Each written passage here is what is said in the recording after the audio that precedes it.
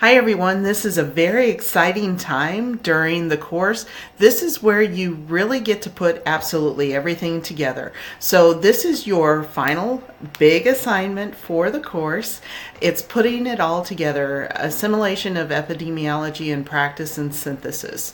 So what you are going to do, you are going to actually investigate a particular topic that is very meaningful to you, whether it would be an area of interest or an area of your practice. So what you're going to do first is you're going to take a look at the county health rankings and roadmaps. And from that information, you are going to determine what your area of focus is going to be. Again, make sure that it's meaningful to you or your practice, and choose that topic that will help inform you as you move forward with your coursework and with your practice. So again, it's meant to be something that's very meaningful, real, and relevant to you. As you're doing this process, you might as well gain information about something that will benefit you as a practitioner as you move forward. So what you're going to do based on the topic that you've chosen, and again, if you have problems choosing a topic, let me know. We can talk through, we can think about ways to incorporate maybe an area of interest into this assignment. So just know that we can be creative. Again, this must be real and relevant to you. So from the topic, you will find 4 epidemiological studies, and from at least 4, I should say.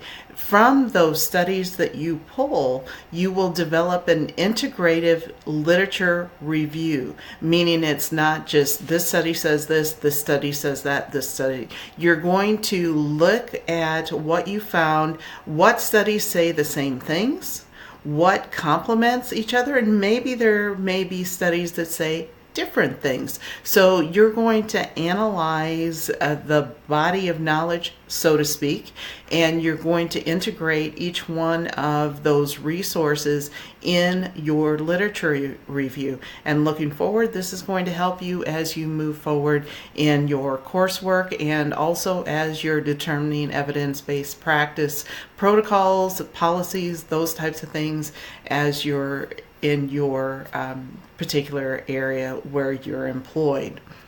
So from that, you're also going to take a look at some of the data that's out there. So whatever data area is appropriate for your topic, typically it may be the CDC or the World Health Organization. You may look at incidence, prevalence, risk population, years of potential life lost, all those things that we've already addressed during our course. You want to take a look at those key components that are very important to the topic that you've chosen.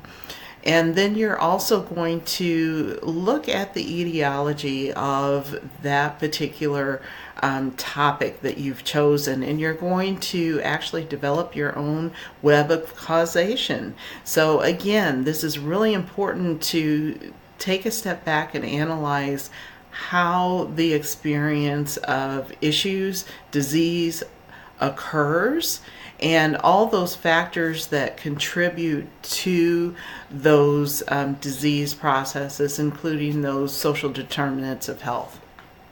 So make sure that you read the entire rubric before you even get started. Use the rubric again as a checklist to make sure that you cover all key components.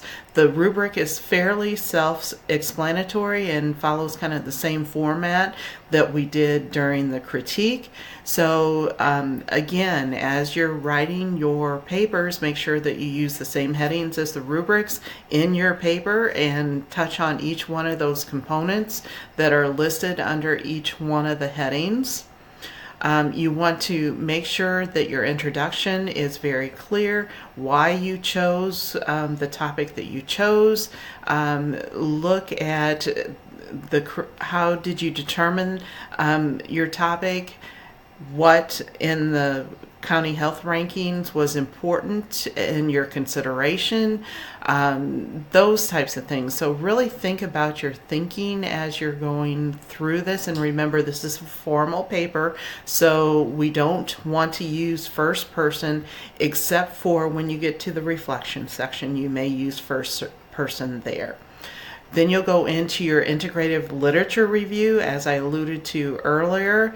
As far as the scholarly articles that you've pulled, you're going to take a look at the articles themselves and the structure of the studies to know the strength of the studies. So you're going to look at things like the study sampling, if the information is generally like each other, those types of things. You're also going to integrate some of the data points that you've looked up about your topic, and then you're going to dive into causality. And again, this is such a critical component of epidemiology, knowing what really connects and is an attributing factor to a particular topic. And with that being said, you're going to be looking at predisposing factors, reinforcing factors, enabling factors, and precipitating factors. And you may want to refer back to your textbook when you're doing this particular section. Make sure that you use those specific words, that you know what a predisposing factor is. So you're going to list those predisposing factors, and then you're going to list those reinforcing factors. And some of them may have some crossover as well, and that's perfectly fine. But this is where you're showcasing that you have that understanding of those very broad factors that impact your particular topic, and you're going to be using and applying the concepts that you've learned, meaning the predisposing, reinforcing, enabling, and precipitating factors in the content of your paper. So you are also going to, as I mentioned earlier, do your web of causation. If formatting is challenging, as far as devising a readable web, you can do that in table format as well. So whatever works best. I don't want the formatting to be a barrier to you. I want to see that you have that very complex thought process of looking at what impacts the particular topic that you've chosen. So again, make sure that you touch on each one of the components. Then you're going to go into your conclusion and reflection. Remember that it is okay to use first person in the reflection. And really, what were your aha moments as you went through systematically this process? What can you use in your future from this project? What did you learn? What did you apply? What will be useful to you as you move forward? And looking at things in maybe a broader view, possibly, than what you've done before, as far as looking at that web of causation, or looking at it in a different way. What kind of things did you think about, and what were your takeaways from this assignment? So as you're finishing out, of course, we want to make sure that you're doing your compositions in professional writing. You're using professional tone, you're using appropriate grammar, those types of things. You are also going to be citing your references using APA format and in-text citations. Helpful hint, look on page 177 of the APA manual for in-text citations, and then starting on page 198 for the formatting for references. So this paper itself should be between 5 and 8 pages in length, excluding the cover page and the reference list. Make sure that the paper has logical flow. Be sure to use the same headings so there's structure to your paper. If you have any questions whatsoever about completing your synthesis assignment or want to talk through your topic, just let me know. Thank you so much. Take care now.